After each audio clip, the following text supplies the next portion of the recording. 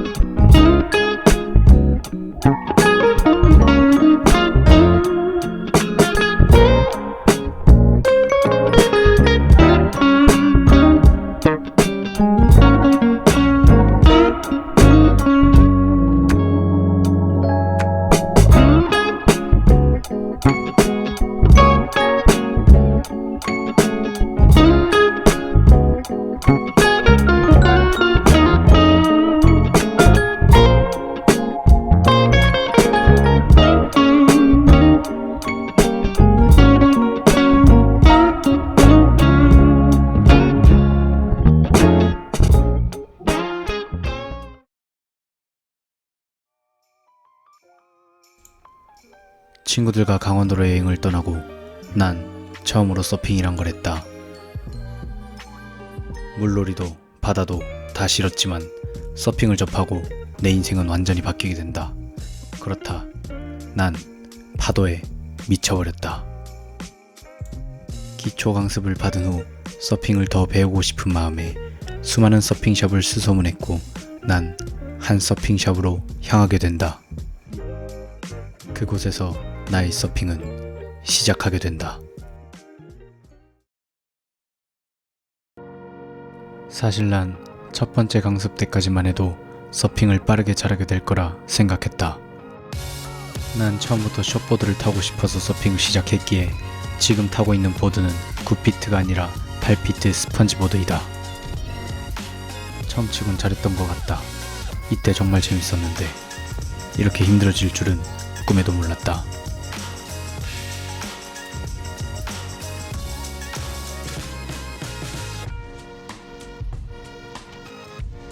악몽은 바로 시작되었다. 난 파도를 잡지도 못하고 파도를 타지도 못했다.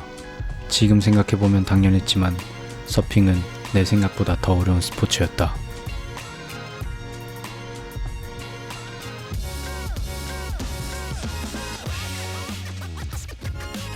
(8피트로는) 도저히 파도가 안 잡혔기에 보드를 다시 (9피트로) 바꿨다. 1피트 차이인데 왜 이렇게 다른 건지 9피트를 타니 그래도 파도는 잡힌다.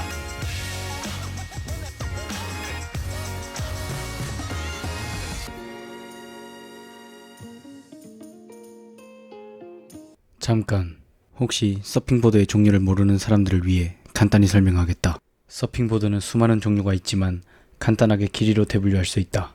9피트 정도 혹은 그 이상의 길이를 가진 롱보드, 7에서 8피트 정도의 길이를 가지는 펀보드 혹은 미들랭스보드, 마지막으로 5, 6피트 정도의 길이를 가지는 숏보드. 보드 길이에 따라 부력이 달라지기 때문에 아마 일반인은 숏보드 위에 엎드려 있는 것도 힘들 것이다. 어쨌든 내 목표는 숏보드가 되는 것이었고 바로 숏보드를 타긴 너무나 어렵기 때문에 일반적으로는 롱보드부터 배운 후 차근차근 길이를 줄여나간다. 그리고 나 역시 그러하다. 롱보드를 배우고 얼마 되지 않은 2023년 여름, 난 웨이브파크라는 인공 서핑장에 갔다.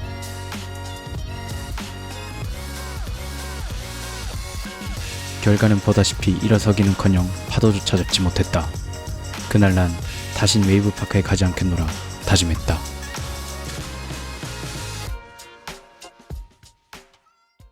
그렇게 난 쫓겨나듯 다시 바다로 돌아왔다. 지금 생각하면 너무나도 당연했지만 내 서핑은 엉망진창이었다. 패들링할 땐 다리가 벌어지고 라이딩할 땐 엉덩이가 뒤로 빠져 보기에 거북했다. 무엇보다 창피한 건 라이딩 후 잘 탔다고 생각하는 저 표정이었다. 영상을 보기 전까진 정말 잘 탄 줄 알았다. 그렇게 난 착각 속에서 서핑하며 그의 여름 아주 열심히 파도를 탔다.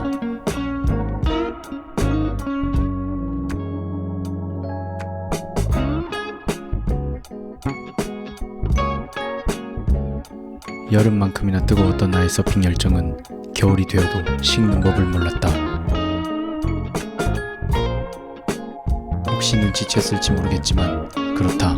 그래도 물밥 좀 먹었다고 밸런스도 좋아지고 사이드 라이딩도 조금씩 하게 되었다. 그리고 한 가지 더. 그해 배우지 말아야 할 기술을 하나 습득하는데 난 이것을 물치기라고 이름을 붙였다. 그렇게 물치기를 배우고 꽤나 자신감을 얻은 난 24년 봄 웨이브파크 복수전에 돌입한다.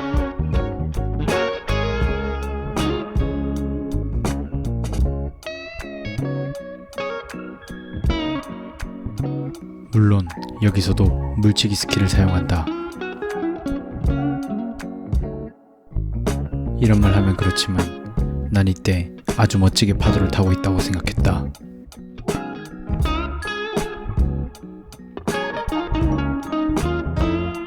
특히나 이땐 거의 서핑 선수의 무빙을 하고 있다고 착각했다.